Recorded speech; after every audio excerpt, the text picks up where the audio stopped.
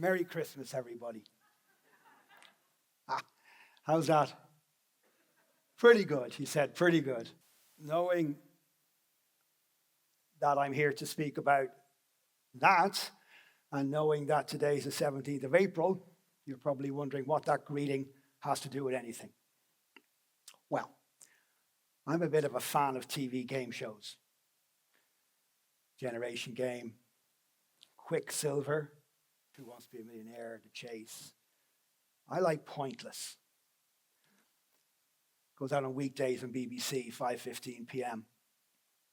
And I was watching Pointless yesterday at 5:15 p.m. feeling a little bit guilty about not spending time preparing this talk at that time. But a thought struck me. Any question from Pointless that could connect with what I want to talk about today?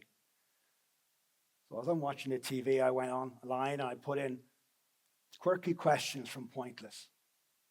And the first one that came up, honestly, the very first one was,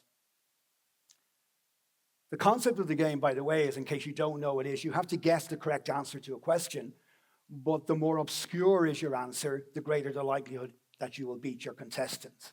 So you're looking for an obscure, unusual answer. And the question that came up was, words of 4 letters or more that are in the lyrics to Slade's 1973 Christmas #1 song, Merry Christmas, Everyone. So I had to focus my search. So I changed it to leader questions on Pointless. And one that caught my eye was business leaders or CEOs that have been named Time Magazine's Person of the Year since the first inaugural recipient of that title or award back in 1927, in fact. That was Charles Lindbergh, first pilot to fly across the Atlantic. There were 8 leaders. Correct answers. If you'd said Bezos 1991 or Zuckerberg 2010, correct answers, but not so obscure.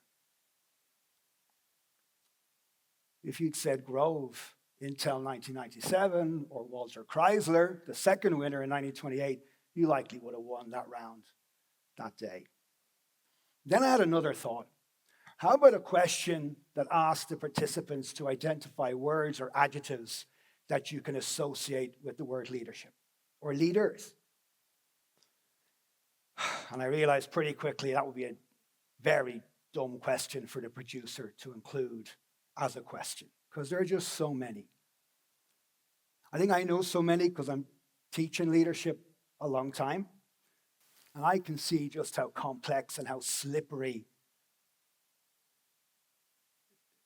the science, the theory, the practice, the idea of leadership is. Leaders can be authentic, agile, ambidextrous. They can be bold. They can be collaborative. They can be decisive. They can be divisive. Emotionally intelligent. Egotistical. Yeah, this notion that leaders need a certain degree of healthy self-love or self-narcissism. They can be future-oriented, great, humble, inspiring, innovative, judicious, knowledgeable, level-headed, logical, motivational, nurturing, optimistic. Optimistic's important. You're a leader and you can't be optimistic about what's happening and how we're going to deal with it. Critical component of emotional intelligence that I just mentioned, you probably struggle as a leader. Passionate. You will have heard of Jack Welch, former chairman and CEO of General Electric. And he talks about leadership being 4 E's wrapped in 1 P.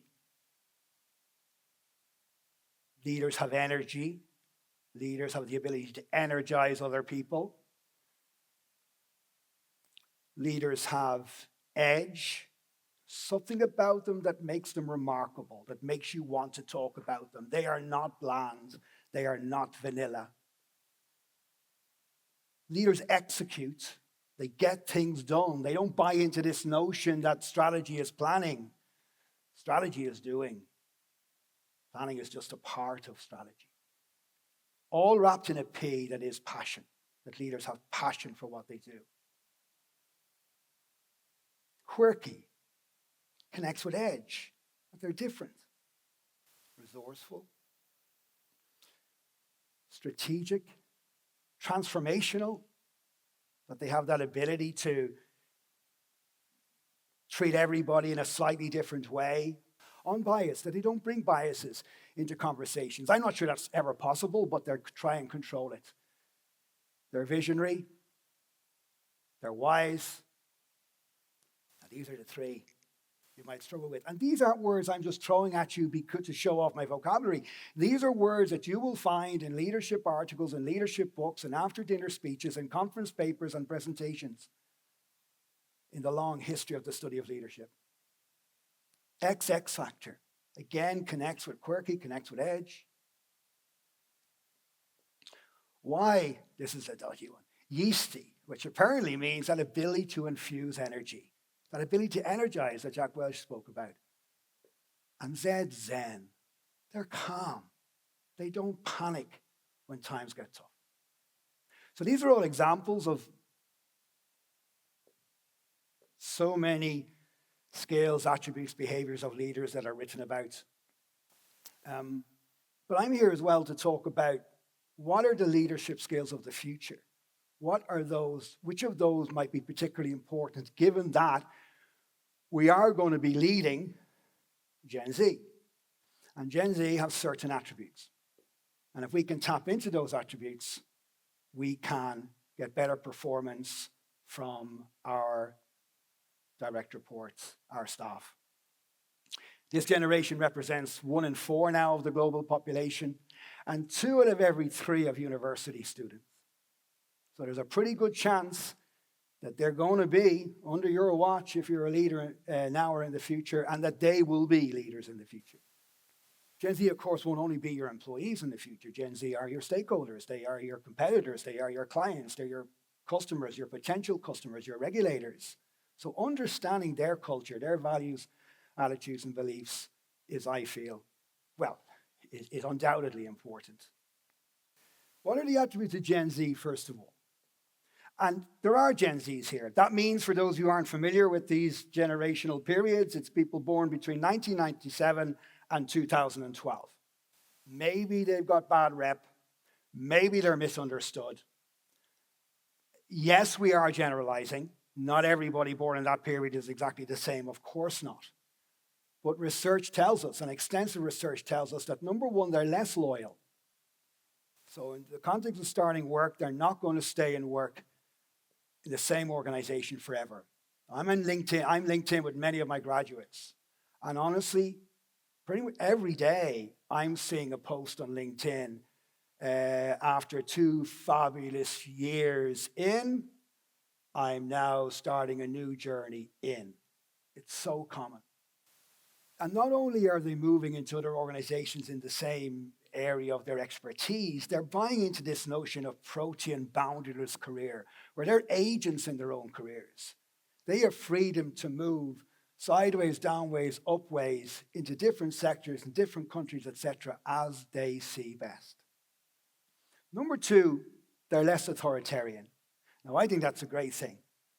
I grew up, in a world where children should be seen and not heard, where you had to respect your elders, for instance. And of course we should respect people. But I think culture has changed very significantly in that regard, where they're less likely to follow rules. If they think a rule is stupid, they'll ignore it, they'll break it, they'll want it killed, including rules in work, in their work. They want alignment between their personal values and company values.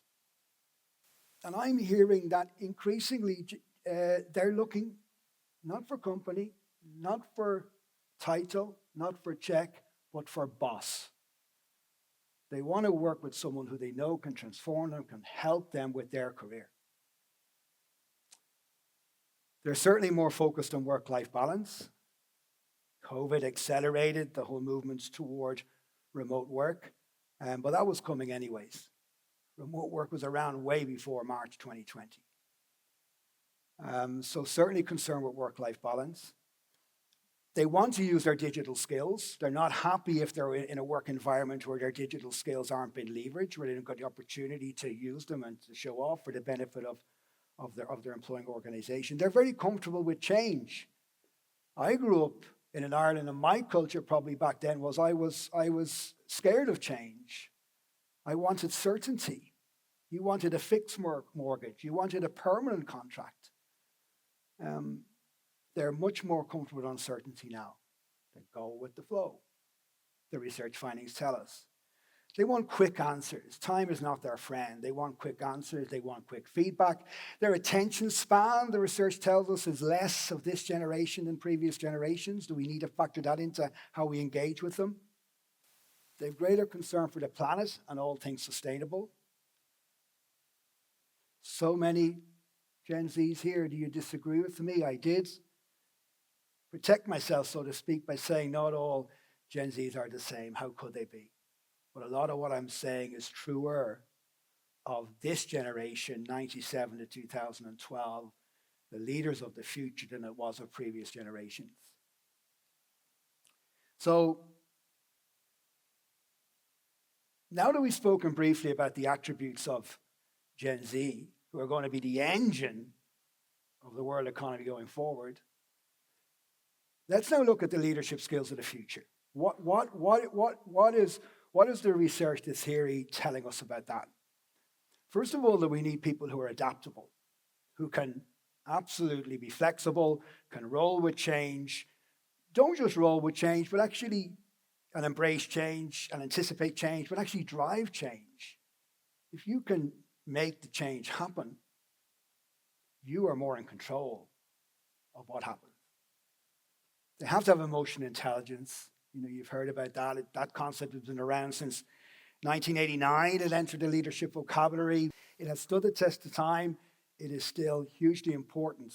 The sine qua non, the essential ingredient of leadership, your ability to control your emotions and the emotions of those around you.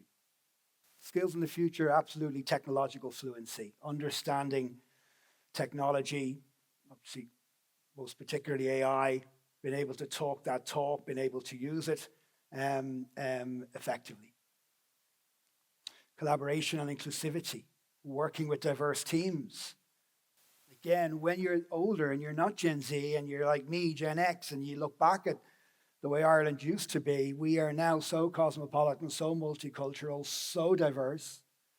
In our workplace, we're working with people with different genders, different sexual orientations, different ages, different ethnicities, different nationalities, different neurodiversities. So we need to embrace that and enhance collaboration in and around those diversities. And strategic vision. Got to be able to look into the future. So the ones I want to focus on today in terms of, I won't be here too much longer, in terms of what leaders need to be aware of in terms of the skills that they need and the attributes that Gen Z have, and the skills that Gen Z need to be aware of that they need to work toward attaining, are ones that have been picked up through conversations, through reading, and that I've elected to focus on at the back end of today's presentation. Action one is network. Gen Z is more connected than any previous generation. So network, widely and broadly. Look for context outside of your area of specialism. Ask them for their opinions. They won't be affected by the decision. They don't have legacy biases in framing the answer to your question. So absolutely broaden your network. Number two, be brave. Be brave enough to think counterintuitively. Don't buy into this idea that if it ain't broke, it doesn't need to be fixed. Break it. Then you're controlling the change. It's going to be broken at some stage. Start fires. Don't spend all your time running around putting out fires. Show your vulnerabilities. as a leader, and this is something, again, the point is Gen Z appreciate this, show your vulnerabilities. Gen Z can see through false, like looking through clear water. They want authenticity, which was one of the A's I gave you at the front end when I started the alphabet. So, number 4, give honest and quick feedback. I mentioned Gen Z, they're time poor. They want feedback. They want immediate feedback. When I was an undergrad, as a Gen X, I could submit an assignment, and if I didn't get the results till 6 months later, well, I wasn't going to kick up a fuss because I wasn't authoritarian and I respected the professor. And also, I didn't feel the need for the feedback right away. Lead by example. How dare you expect other people to do what you want them to do, to work harder, to be present in the terms of, not working remotely, and you're an absent leader. You're advocating for delegation, telling your direct report to delegate, but you don't delegate. That's a very quick way of losing credibility. And I suppose in the context of today's topic, try to see around corners. Now, how can you do that? Can you do that? Can you take out your eye and angle it in a different direction? No. But get yourself to that corner quicker than anybody else. Look for infection points, trends, disruptions. Look at disruptions at the edge of whatever business or sector you work in, not at the core, because the changes usually happen first at the periphery. Just like snow melts from the edges, change happens at the edges first. Even if you're aware of that, it can give you a head start. Now, can anybody finish the lyrics for me? Slade's 1973, Christmas number 1. Merry Christmas, everyone. So here it is, Merry Christmas. Everybody's having fun. Look to the future. It's only just begun. As Gen Zs, acquaint yourselves to what future desired leadership skills are and go after them. And as business leaders, know what Gen Z values, expectations, their North Stars and their red lines are, and act on them. Thank you very much.